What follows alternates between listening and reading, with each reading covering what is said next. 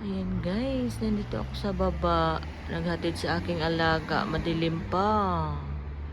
5 AM guys, umaalis na siya papuntang school. Ayan. Nandito kami sa baba, nag-aantay ng kanyang sasakyan para sa school. Ayan. Oh. Nakakaawa siya, antok na antok pa. Pati ang yaya, antok din. Ayan.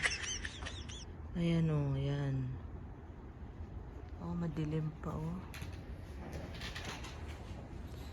Minsan nga tinatawagan na lang ako ng driver na kukunin ko raw siya sa baba kasi nga tulog sa bus. Eh, sino ba naman di makatulog yan guys? Madaling araw pagising na. Ayan.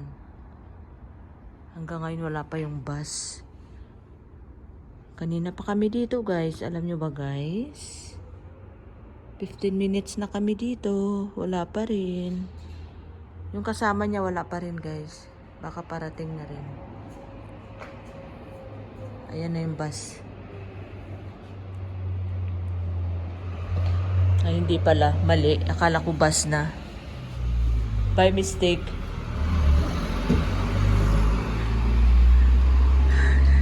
Delivery pala ng tubig ang dumaan. Antok nga talaga yung yaya. Ayan o. Ayan ba yan guys? Yung sa harap na yan, yung may mga harang. Ano yan? Ginagawa yan dyan. Alam nyo ba guys, sa tagal-tagal ko na dito, ngayon ko lang alam na ang mga wire pala dito ng mga kuryente na sa ilalim ng lupa. Ay ala eh. Oo guys, sa ilalim ng lupa pala yung mga ano nila, mga wire dito. Hindi katulad dun sa atin sa Pinas na kumakalat lang sa poste. Dito wala. Ayan o, hinuhukay nila kasi may ginagawa sila. Ayan o. Ayan. Kaya minsan di ako makatulog, ang sobrang ingay. Nagkakalampagan. Hanggang doon yan sa dulo guys. Yan o, yung ginagawa nila yan. Doon. Diba? Wala pa yung kanyang sasakyan. Gusto ko na umakyat sa taas kasi ang lamig dito guys. Pero may jacket naman ako. Wala pa talaga. Anong oras kaya darating? Yan yung sasakyan ng amo ko guys. So ayan. Ayan.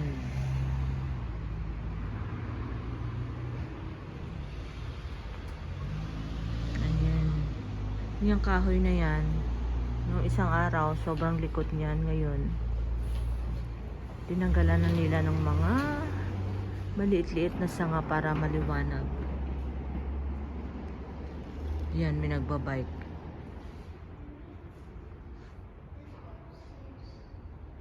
Yan, tinatawag na ako ng alaga ko. Punta na kami sa taas. Ayan, bye guys.